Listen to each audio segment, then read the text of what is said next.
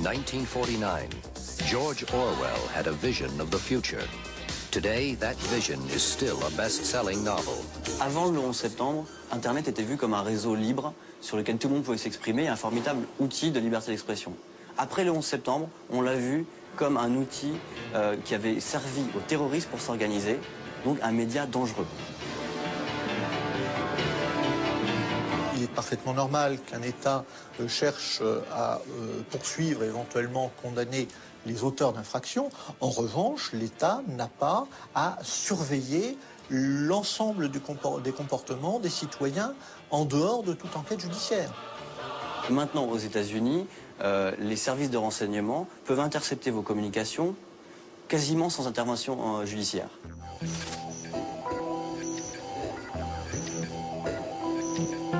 À la fois, Internet, ça donne des outils fabuleux aux dissidents et aux journalistes pour s'exprimer, et à la fois, ça donne des outils fabuleux à ceux qui veulent les contrôler pour les arrêter.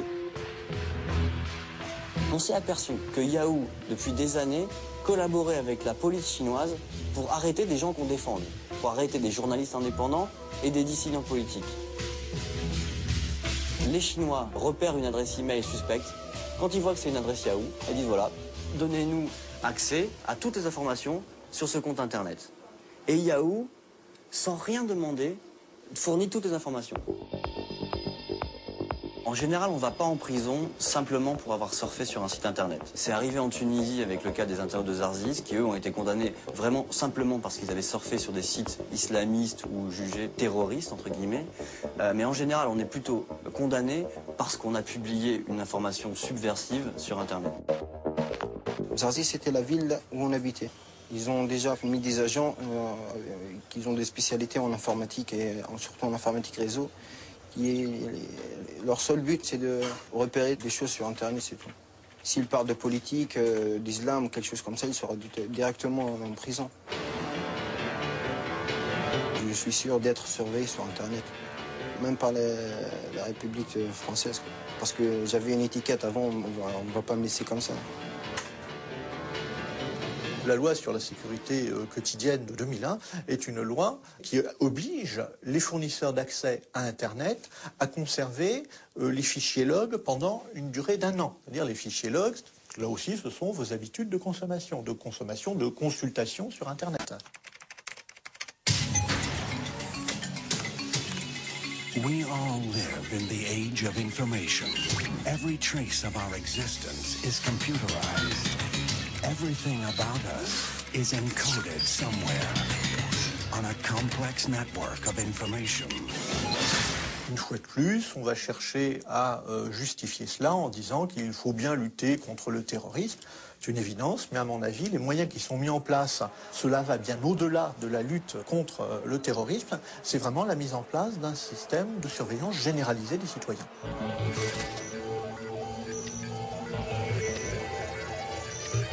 Une mise en partage sur un réseau peer-to-peer, par essence, c'est l'ouverture à un public extrêmement large, et pas simplement à votre voisin de palier ou à votre cousine, du contenu de votre disque dur. Toute mise en partage illégale d'un fichier copié peut être détectée sur Internet. Et comme ce sont généralement des comportements répétitifs, il y a des chances significatives d'être vus par des systèmes de repérage. Techniquement, je laisse des traces. Ça, j'en suis parfaitement conscient. Je pense que je suis, de ce point de vue-là, détectable facilement. Il y a des experts pour ça. Nous avons des batteries de serveurs qui sont à l'écoute de ces réseaux de téléchargement. Ouais, commissaire, c'est la gendarmerie.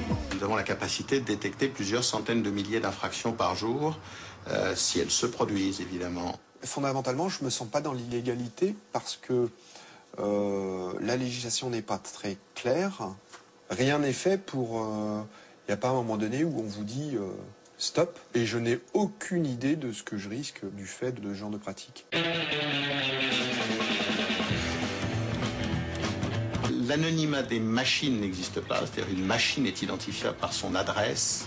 L'anonymat des individus est garanti par les fournisseurs d'accès Internet. Et cet anonymat ne sera ouvert que dans des circonstances réglementaires et juridiques très particulières. Ici, on a l'original qui est donné par le client et ici, on a les contenus qui sont trouvés sur Internet. Donc là, par rapport à l'original fourni par le client, on a ici une copie miroir qui a été retournée horizontalement. Ça permet de piéger les radars du pauvre. Nos radars, eux, sont capables de reconnaître ce type de contenu. On parle de milice du net ou de police parallèle du net, ça n'est absolument pas le terme approprié. Il faut nous comparer aux radars automatisés le long du périphérique.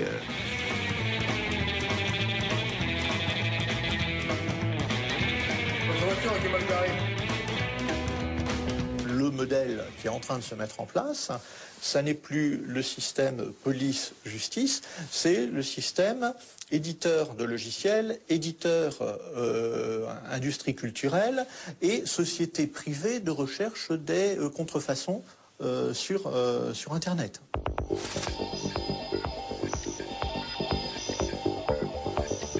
Lorsqu'un utilisateur vide ses données, en fin de compte, il efface que la première lettre de son fichier et le fichier est toujours entièrement présent sur le disque dur. En tant qu'expert à la Cour d'appel de Paris, je reçois une ordonnance de commission d'experts de la part d'un juge d'instruction et il me cite les scellés que je vais avoir à analyser et la mission qu'il me demande d'accomplir. Alors on a ici un ordinateur, tout ce qu'il y a de plus standard. Vous constaterez qu'il y a une description effectivement du cas, hein, et j'ai même un scellé à la cire, donc c'est très traditionnel, mais c'est suffisant pour protéger l'intégrité de l'équipement. Un disque dur effacé peut être récupéré, un disque dur formaté peut être récupéré, un disque dur qui a été abîmé par un virus, un disque dur qui a été abîmé par quelqu'un qui voulait cacher de l'information, oui, on va récupérer. Le disque dur est structuré avec un index et des données. Ce qu'on cherche, c'est accéder aux données qui existeraient encore, et on le fait grâce à l'examen des index qui existeraient encore, ou bien on répare les index. On peut tout retrouver ce qui a été fait sur un disque dur, que ce soit les fichiers qui ont été créés, modifiés, accédés ou effacés. Alors là, on va partir sur une date au hasard, donc en 2002, le 11 septembre 2002. On va augmenter la recherche pour aller plus précis. Alors, à 15h19 et 12 secondes, il est en train de regarder un fichier qui est effacé. Voilà, donc le gars là était en train de consulter justement un fichier Word avec des liens Internet.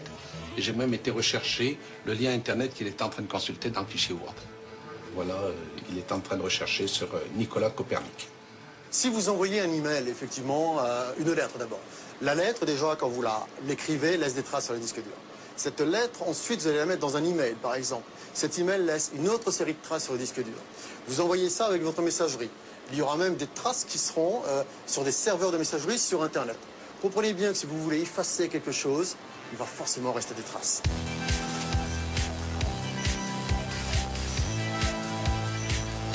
Lorsque l'on sait sur Internet, eh bien, on va laisser tout un tas de traces qui, lorsqu'elles sont regroupées, peuvent permettre de savoir quels sont les goûts, les habitudes, la catégorie socio-professionnelle, les opinions politiques et religieuses des utilisateurs pour pouvoir ensuite leur communiquer de la publicité plus ciblée et vendre ses profils consommateurs. Les banquiers stockent de l'information privative sur vous et ils n'ont pas le droit de le faire et ils le font. Parce qu'ils font comme tout le monde. Ils ont votre dossier, donc pour le bon suivi du dossier, quand il sera transféré, on met une petite note sur, globalement, votre état de forme, si vous êtes plutôt quelqu'un de sympathique ou de désagréable, plutôt comme ci, plutôt comme ça. Et les dérives, on les aura de toute manière, et je ne vois pas comment on peut empêcher, simplement parce qu'on s'appuie sur des supports qui peuvent être réutilisés pour d'autres objectifs. It is no longer safe to transmit information. Phones, computers and satellites are all vulnerable. Sur l'Internet, on a les mêmes criminels que dans la réalité, si je puis dire, simplement le champ d'action est démultiplié. Les logiciels espions sont aujourd'hui disponibles sur Internet, donc les utilisateurs sont capables de prendre la main sur des machines d'autres particuliers. D'un simple clic, je vais pouvoir me connecter à la machine de la victime ici présente. Je tombe sur le bureau de l'utilisateur, je vois exactement ce qu'est en train de faire l'utilisateur, et là j'ai accès à toutes les données qui sont présentes sur le disque dur de la victime.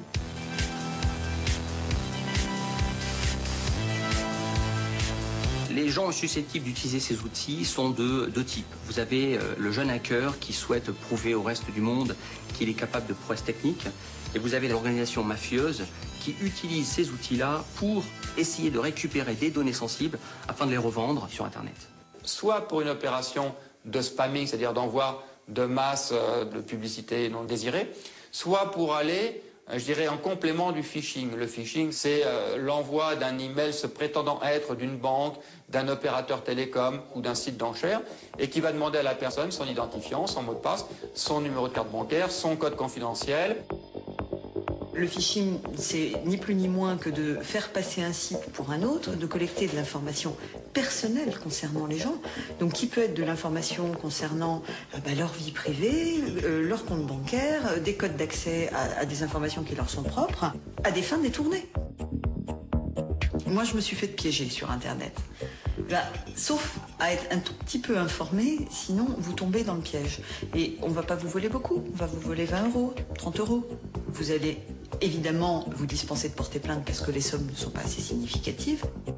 Il faut prévenir les gens autant que possible, même lorsqu'on reçoit un programme envoyé par un ami. Celui-ci n'est peut-être même pas au courant qu'il vous a écrit un mail, puisque c'est un virus qui se trouve sur sa machine qui vous écrit. Il ne faut pas trop angoisser, mais une certaine méfiance saine est tout à fait utile.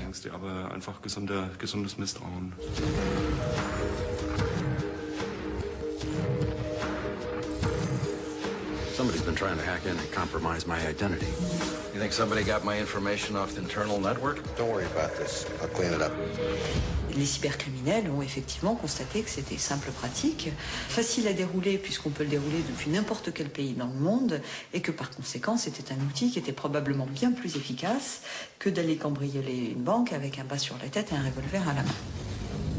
This is about robbing the bank, isn't it? You have to do whatever they want. I spent 20 years trying to protect this bank. How do you expect to get in and out of here? You design the software. You find me a way in.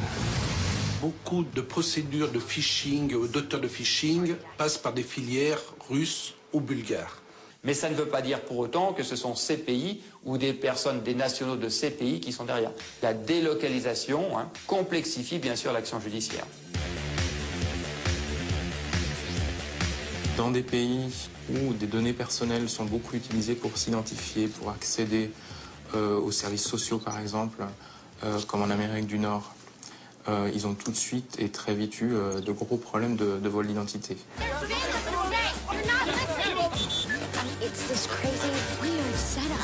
Dans ces opérations de phishing, on va plus loin que de vous demander d'identifier un mot de passe. On va vous demander votre date de naissance, bien sûr le code confidentiel de votre carte, votre adresse. Et à partir de cet état civil, eh bien, on va pouvoir construire une identité qui permettra à des criminels eh bien, de pouvoir voyager. My name's Hope Cassidy. I just arrived from America and someone has taken my passport, my credit cards, my bank accounts, everything. Someone has taken me.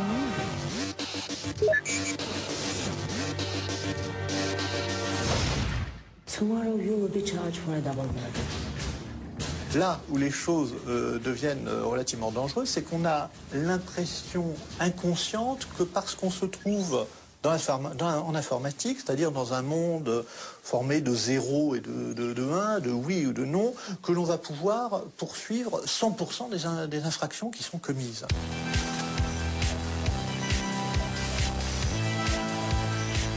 Un logiciel intrusif, c'est un logiciel qui, sans qu'on connaisse sa présence, ou même si on connaît sa présence, on ne connaît pas forcément l'intégralité de ses fonctionnalités, ce logiciel va surveiller ce que vous faites et va envoyer un certain nombre d'informations à la personne qui l'a installé.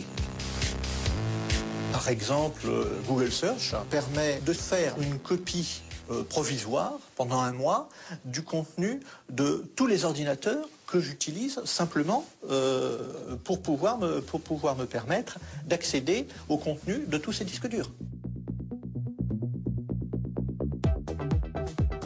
Oui, on vous trace, mais vous êtes tracé partout. Vous allez chez Auchan, vous faites vos courses. Si vous avez la carte Auchan, ils tracent l'ensemble de vos courses. Vous allez recevoir des lettres vous proposant des promotions sur des produits qui correspondent à votre profil. Vous êtes suivi partout, partout, partout, partout. L'un des risques possibles, c'est que quelqu'un, par exemple un État, puisse chercher à distance, sans même se connecter sur son ordinateur. Il suffit de se connecter sur la copie qui se trouve chez Google pour recueillir un certain nombre d'informations. Pour moi, il y a un véritable danger démocratique. C'est pas comme ça qu'on fait dans une démocratie. Sur tous les sujets, on nous dit en gros, vous n'avez rien à cacher, donc vous devez être transparent. On a simplement une vie privée. Même quand on rentre dans une entreprise, on reste un citoyen. Les droits doivent s'appliquer à chacun d'entre nous. On doit avoir une forme de liberté, d'indépendance et d'autonomie.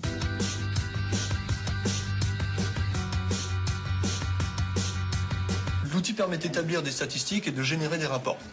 Par exemple, dans ma liste, je vais descendre, et à un moment, je vois qu'il y a des sites adultes auxquels on a tenté d'accéder. Pour savoir qui a essayé d'accéder à ces sites-là, ou quels sont les sites accédés, je vois que le premier, par exemple, c'est www.beachbaby.com. Si je veux savoir quel utilisateur a accédé à ce site-là, c'était Marc. C'est vraiment le Big Brother qui est en marche avec ces techniques.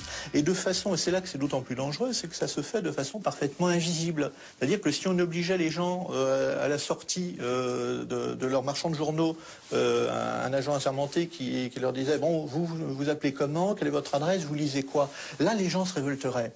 Ça se fait de façon parfaitement incolore, inodore et sans saveur sur Internet, et les gens laissent faire.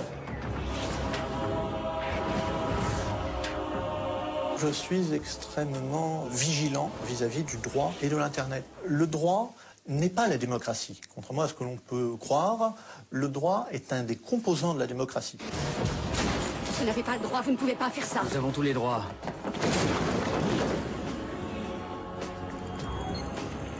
C'est vrai, brûlez-le. Le plus bel état de droit que la Terre ait jamais porté, c'est l'Allemagne nazie. C'est-à-dire que le droit permet effectivement la démocratie, à condition d'ajouter quelque chose en plus, c'est sans doute quelque chose comme la liberté.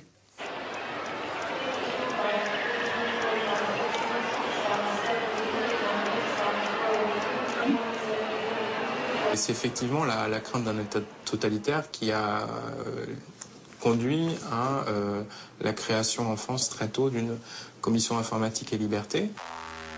Les sociétés dites évoluées se disent aujourd'hui que les usages promis et permis par l'ensemble du développement technologique doivent être mis en place. Et parfois nous disons, mais c'est pas parce que c'est possible qu'il faut le faire.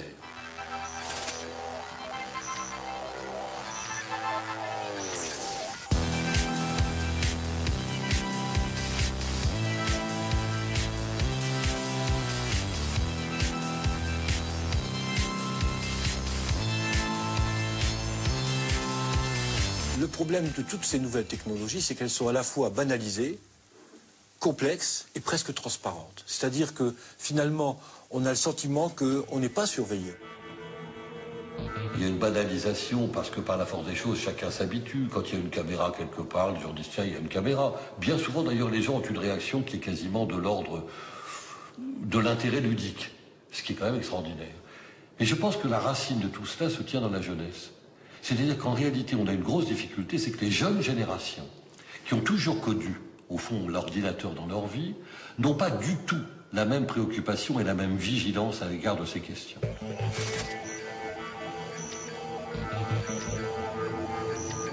Le livre bleu, c'est une réalisation de la filière électronique. Nous nous sommes aperçus que en France, nous n'avions plus de grands programmes stratégiques depuis 30 ans. Donc nous avons voulu écrire des exemples de grands programmes stratégiques qui pourraient servir le pays, et notamment les besoins des citoyens. La sécurité est très souvent vécue dans nos sociétés démocratiques comme une atteinte aux libertés individuelles. Il faut donc faire accepter par la population les technologies utilisées et parmi celles-ci la biométrie, la vidéosurveillance et les contrôles. Ce qui m'a beaucoup frappé, c'est la naïveté des responsables, naïveté cynique, qui découvraient que les techniques de contrôle et de surveillance, semblait-il, n'étaient pas très bien accueillies dans les régimes démocratiques. En fait, on préconisait l'utilisation de ces techniques modernes de carte à puce, d'identification et donc de biométrie dès le plus jeune âge, donc dès l'école maternelle. Alors ça a fait hurler, je dirais, quelques personnes en disant mais c'est scandaleux, mais pourquoi vous mettez ça dès l'école maternelle, c'est de l'embrigadement, etc. Leur idée était d'introduire de façon festive des machines biométriques qui permettaient aux enfants de découvrir que grâce à leur pouce, un fragment de leur corps peut ouvrir un établissement, peut ouvrir le réfectoire. Pour des enfants, c'est assez merveilleux, d'autant qu'à cet âge-là, ils ne mesurent pas que eux-mêmes sont surveillés sans qu'ils se rendent compte en faisant cet acte apparemment anodin.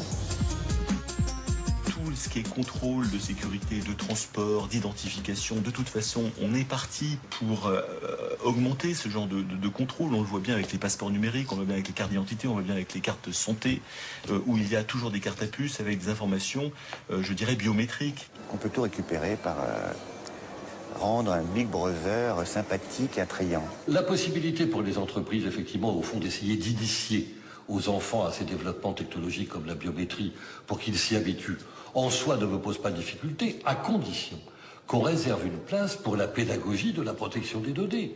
Car moi, ce dont je rêve, c'est de vivre dans une société dans laquelle les citoyens exercent leur propre droit à définir l'équilibre qui leur paraît acceptable. Nous ne sommes pas là pour savoir si c'est trop ou pas assez. Nous sommes avant tout des industriels et nous mettons en place les systèmes, les équipements pour servir la police, la justice et l'armée. Comment se passe l'évolution du discours? Comme s'il y avait une passion dans l'esprit humain effrayante pour la suspicion. Comment de la suspicion portée sur certains sujets, une société arrive à une suspicion généralisée.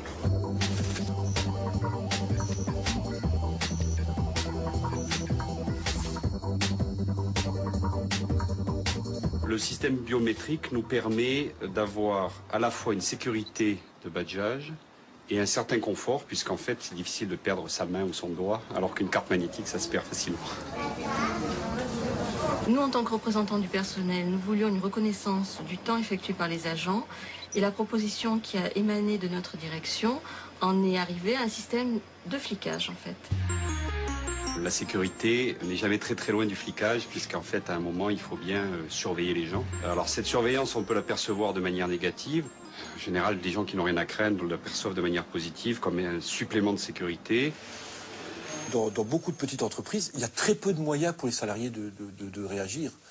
On vous impose une nouvelle technologie, vous la refusez. On va vous expliquer que vous refusez de travailler. Ou on va refuser, ou on va vous dire que finalement vous avez quelque chose à vous reprocher.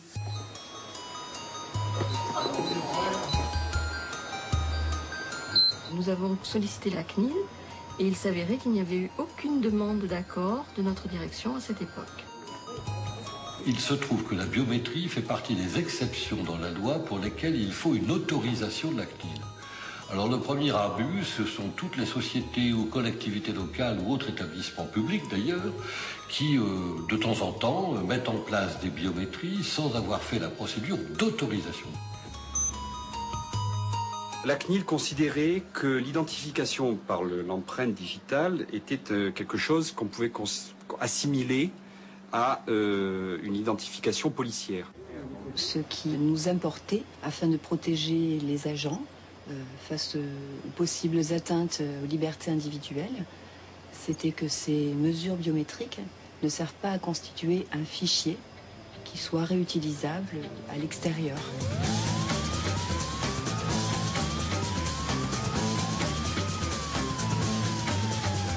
On a finalement transigé sur le contour de la main parce que ça n'était pas assimilable à l'empreinte digitale policière. Si on nous pose le problème de l'utilisation d'une base centrale avec des empreintes digitales pour l'accès à un laboratoire de matières toxiques dans une entreprise, pour l'accès au tarmac d'un aéroport, à ce moment-là, ça peut se justifier. Donc on le voit, c'est chaque fois le critère de la proportionnalité qui doit s'imposer. La décision de la CNIL dont nous faisons l'objet a été une sorte de jurisprudence puisqu'un certain nombre de structures publiques ont ensuite utilisé cette jurisprudence pour leur usage personnel, en particulier beaucoup de mairies. Ça, c'est vraiment la gestion du temps, complètement.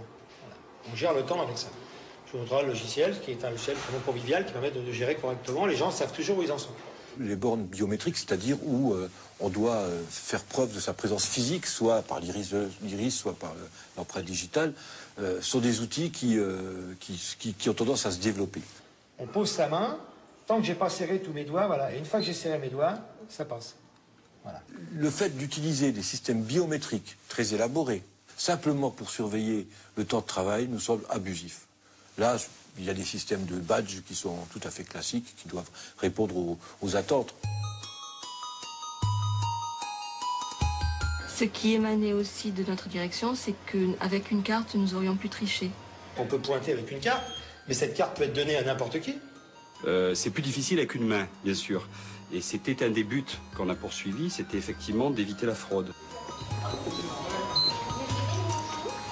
Le fait de dire à... vous êtes tous potentiellement des voleurs ou des gens qui abusent, c'est pas quelque chose de légitime, parce qu'on doit avoir confiance quand même à ses salariés. Quand les gens savent qu'il y a un certain contrôle, même s'il n'est pas effectué, ils font attention, un peu plus attention. Donc ici, l'intérêt de cette convivialité, il suffit de double-cliquer pour arriver dans la fiche de sa journée.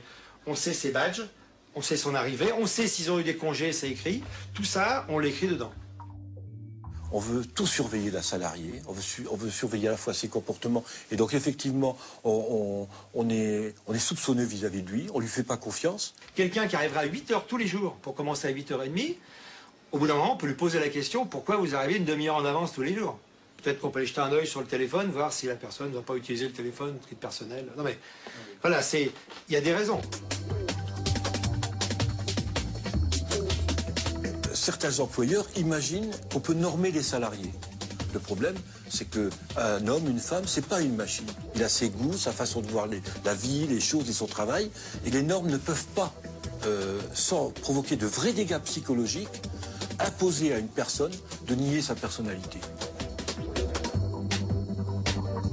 Toutes ces techniques modernes tendent à fortifier, à donner tous les arguments de la modernité à cette instance de surveillance. De façon négative, on peut se rapprocher de ce type de regard technique, scientifique, comme un regard qui met en danger la racine d'où naît en homme la parole, ce qui fait sa spécificité, comme le disait mon maître Lacan, d'être parlant.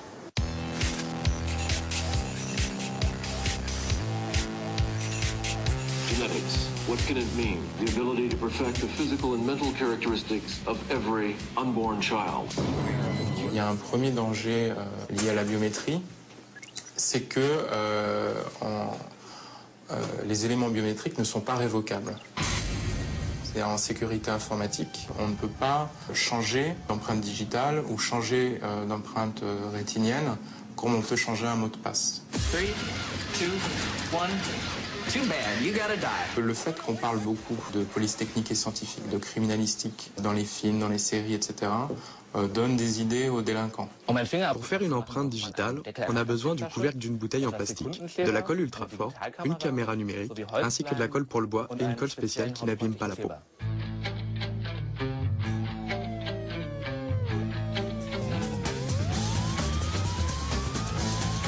Il y a eu des exemples depuis des années avec des espèces de doigts en caoutchouc, etc., qui tiennent plus lieu du côté ludique de la chose, à mon sens, même si c'était des attaques avérées.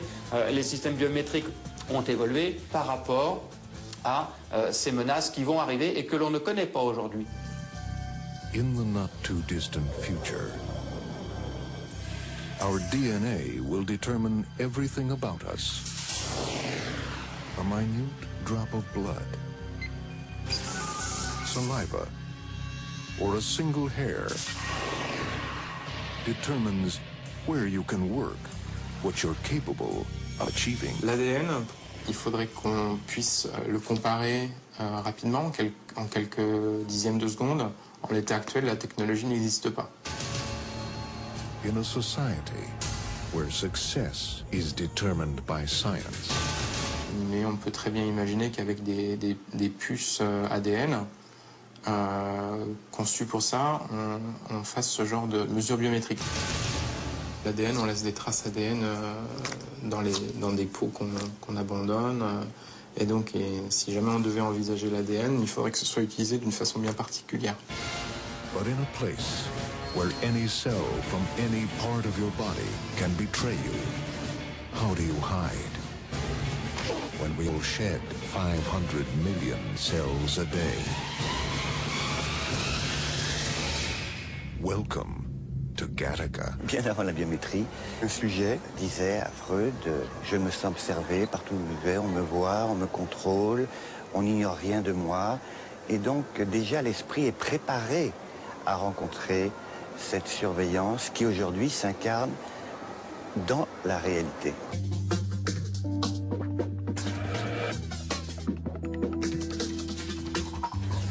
Le passeport électronique répond effectivement à une exigence de sécurité, ou en tout cas à la mise en place de normes de sécurité pour réduire les risques de falsification ou rendre plus difficile, voire impossible, une contrefaçon.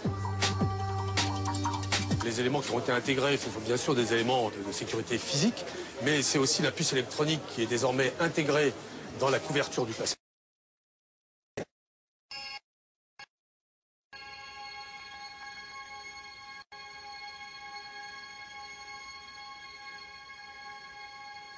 Il n'y a pas de risque que les individus soient à terme tous identifiés par une puce qui serait placée sous la peau, peut-être à la naissance.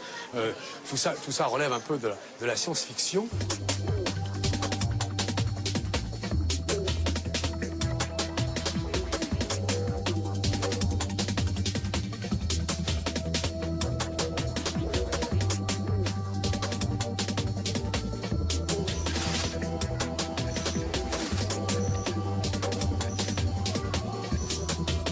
RFID, c'est en anglais, c'est Radio Frequency Identification, donc identification par radiofréquence.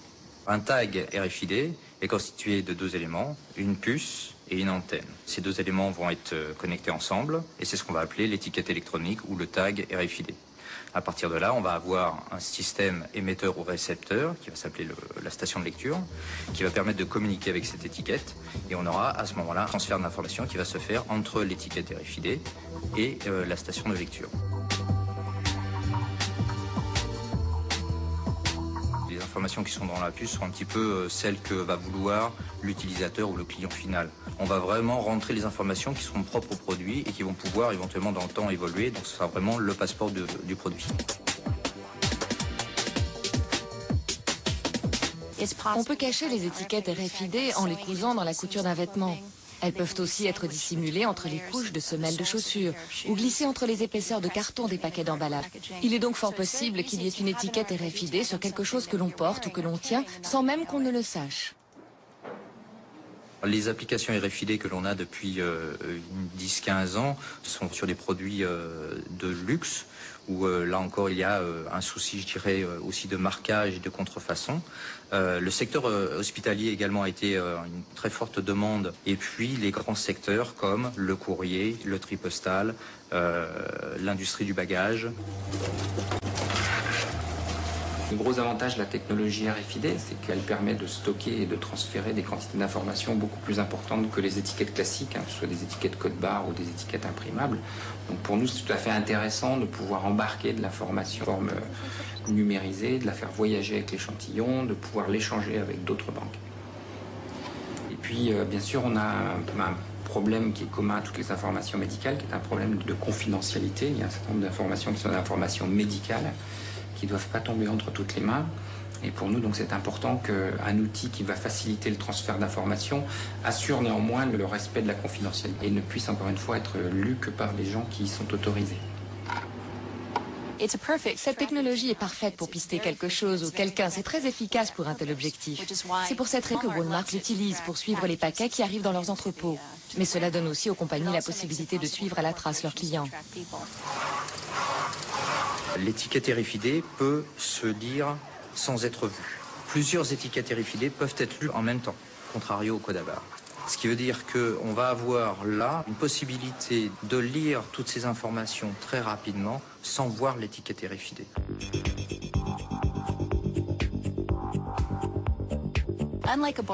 Aujourd'hui, votre canette de soda et la mienne ont le même code barre. Avec les étiquettes RFID, chaque canette aura son numéro individuel et unique. Pas un objet sur Terre n'aura le même numéro. Quand j'achète une paire de chaussures, on peut savoir que l'article 308-247 correspond à la chaussure droite de Catherine Albrecht, car elle l'a payée avec sa carte de crédit à telle date et à tel endroit. Dans l'avenir, je pourrais être pistée. Si l'un des lecteurs d'identification RFID lit ce numéro, on verra qu'il correspond à ma chaussure droite qui se trouvait à tel ou tel endroit. On saura ainsi qu'il y a de fortes chances que je portais bien cette chaussure à cet instant T.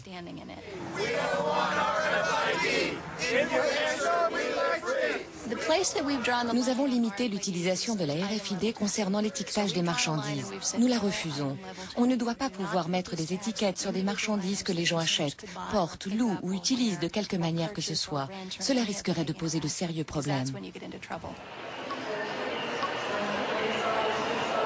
Le problème, c'est la possibilité, effectivement, de doter des personnes de puces, je l'espère avec leur consentement.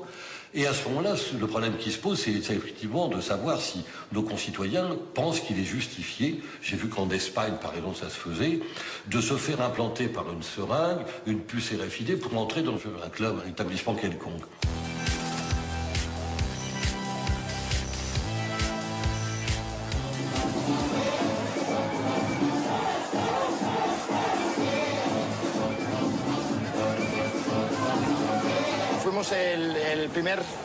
Nous sommes les premiers au monde à avoir utilisé la puce comme moyen d'accès à une zone VIP et comme moyen de paiement aussi. Je suis l'infirmière qui implante les puces ici dans la zone VIP de Barra Beach Club. J'ai implanté un peu plus de 90 personnes.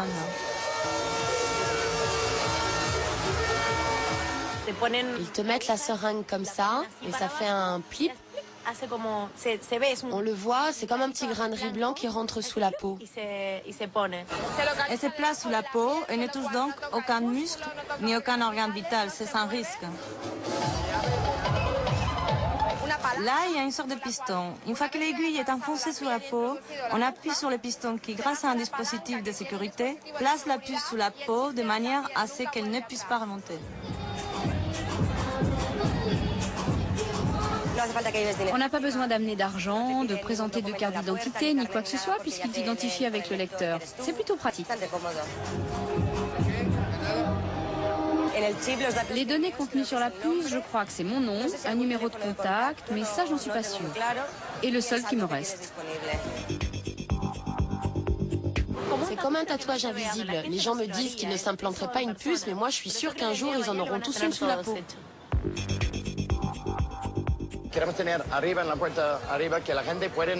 Nous allons bientôt installer un lecteur de puces devant la porte d'entrée du club pour que les clients puissent entrer et sortir tout seuls, comme s'ils étaient chez eux, sans avoir besoin de passer à chaque fois devant un portier. C'est une façon très VIP de rentrer en boîte, sans avoir besoin de parler à personne. Je suis arrivé ce matin pour me faire enlever une puce électronique que je me suis fait implanter dans le bras. Quand je me la suis fait implanter, c'était à minuit, il y avait de la musique, j'avais un verre de caipirinha à la main. Ça fait partie des interventions un peu casse-pied, je dirais plutôt. Mais c'était pas sous la peau du tout, hein, contrairement à ce qu'on pouvait croire. En fait, c'était absolument pas sous la peau, c'était dans le muscle. L'infirmière du Barra Beach Club qui m'a implanté la puce me disait que c'était entre la peau et le muscle. Il s'est avéré qu'apparemment, elle était beaucoup plus profonde et qu'elle était dans le muscle.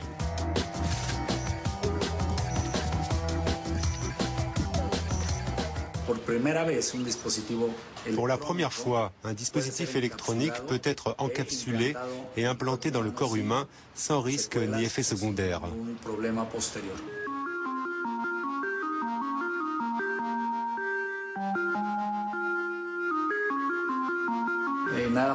Rien qu'à Mexico, on dénombre 1 millier de personnes implantées, principalement pour des raisons médicales.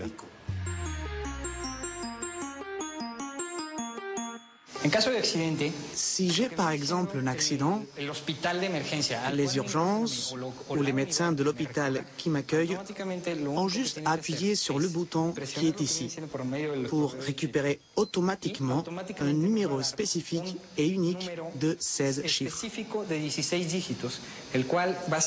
Relié à une base de données, ce numéro permet d'accéder aux données personnelles du patient, à son identité, comme son nom, son âge, son état de santé, ses antécédents, le type d'assurance dont il dispose, les données personnelles qui prévenir en cas d'urgence.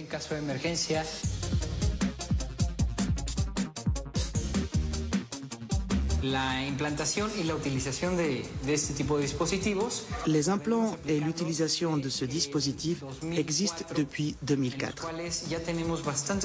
Nous avons donc déjà pas mal d'hôpitaux équipés, des assurances, également des cliniques privées, des consultants et des médecins privés. Je n'ai aucun doute, nous allons assister très prochainement à une violente explosion du marché de la RFID.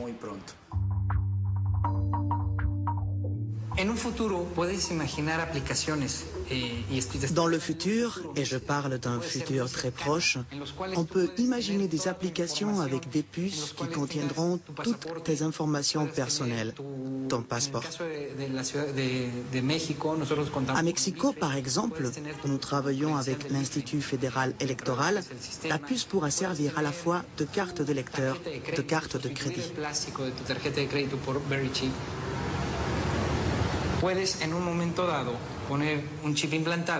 On peut aussi imaginer implanter une puce sur un enfant ou un adulte et installer des lecteurs un peu partout dans la ville, dans les boutiques, les édifices publics, etc.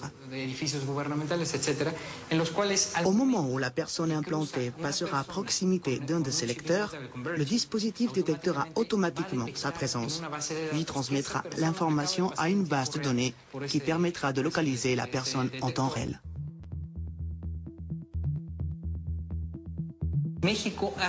Mexico a été précurseur sur cette technologie, grâce à une entreprise mexicaine et des ingénieurs mexicains pour des applications au Mexique.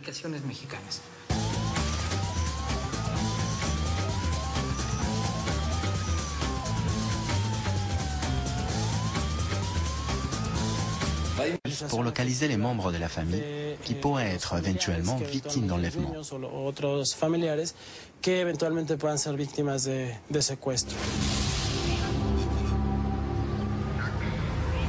Ils m'ont d'abord emmené dans la bagnole et puis après ils ont commencé à me palper.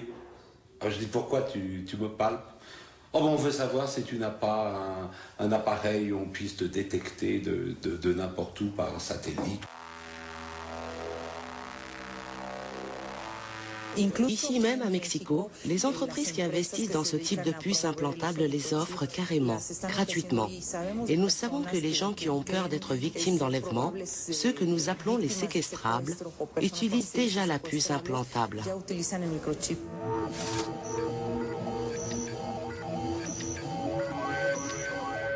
La prochaine étape à court terme sera la combinaison de la technologie RFID et du GPS.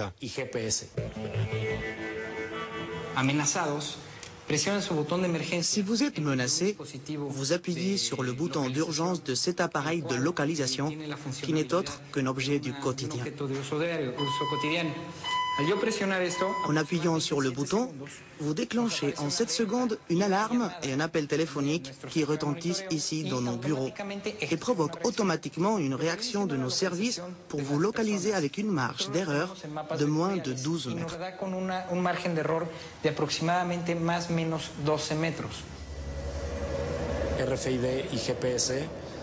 Le RFID et le GPS sont deux technologies qui ont déjà commencé à converger. À moyen terme, il y aura beaucoup plus de produits qui combineront ces deux technologies. Dans les années à venir, le développement du GPS et du RFID amènera de nouvelles applications qui répondront à de nouveaux besoins.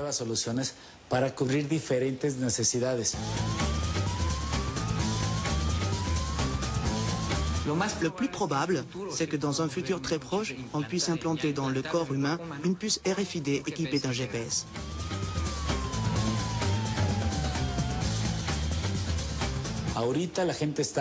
Pour l'instant, les gens utilisent cette technologie pour des raisons sécuritaires et de tranquillité. Mais je ne peux pas affirmer que ça ne changera pas, pourvu que nous ne connaissions jamais plus une situation comme celle de la Seconde Guerre mondiale, lorsque la technologie a été utilisée contre l'humanité. Si c'était le cas, cela pourrait recommencer, c'est une possibilité.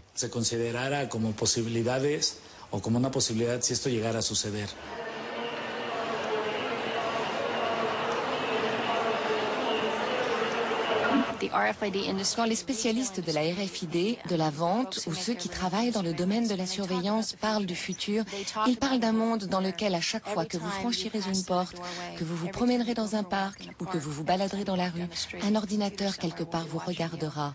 Il enregistrera chacun de vos mouvements et conservera des informations sur tout ce que vous portez et utilisez, jusqu'au point de connaître la taille et la couleur de vos sous-vêtements. Cette vision du futur que les partisans de la RFID nous imaginent me paraît effrayante. Dans ce futur, il n'y aura plus de confidentialité. Nos enfants grandiront sans même savoir ce qu'était l'intimité. Malheureusement, quand vous autorisez ce type de surveillance, alors ceux qui collectent l'information ont le pouvoir. En fin de compte, cela permet aux sociétés les plus influentes et aux gouvernements de pouvoir en abuser et de l'utiliser contre la population.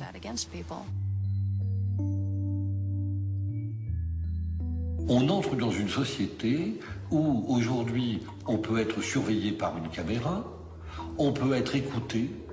Par la biométrie, on va pouvoir déterminer vos passages à tel ou tel endroit parce que vous en laisserez la trace. Et par l'utilisation des puces, par la géolocalisation, on peut tracer des personnes à distance. On sait où elles se trouvent, etc. Pris isolément, chacune de ces technologies est probablement maîtrisable. Mais personne ne sait dans quel type de civilisation nous nous retrouverons dans 10 ou 15 ans, lorsque tous ces systèmes-là se seront mis en marche, se conjugueront, se combineront.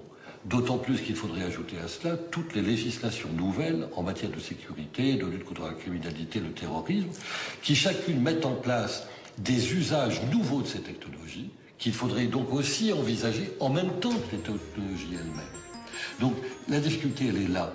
Quel type de société ça nous donne dans quelques années ?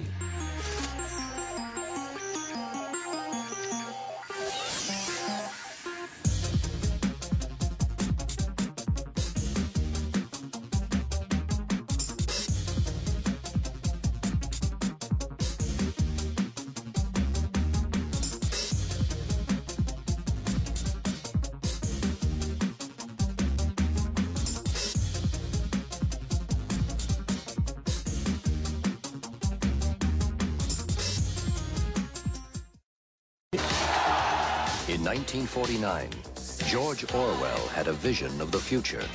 Today, that vision is still a best-selling novel.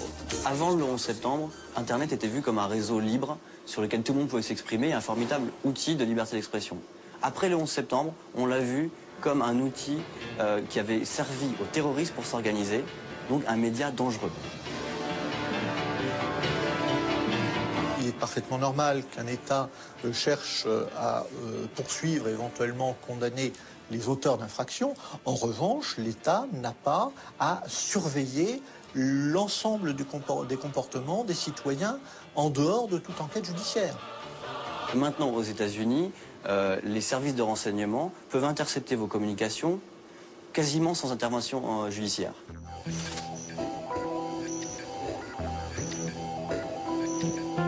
À la fois, Internet, ça donne des outils fabuleux aux dissidents et aux journalistes pour s'exprimer, et à la fois, ça donne des outils fabuleux à ceux qui veulent les contrôler pour les arrêter.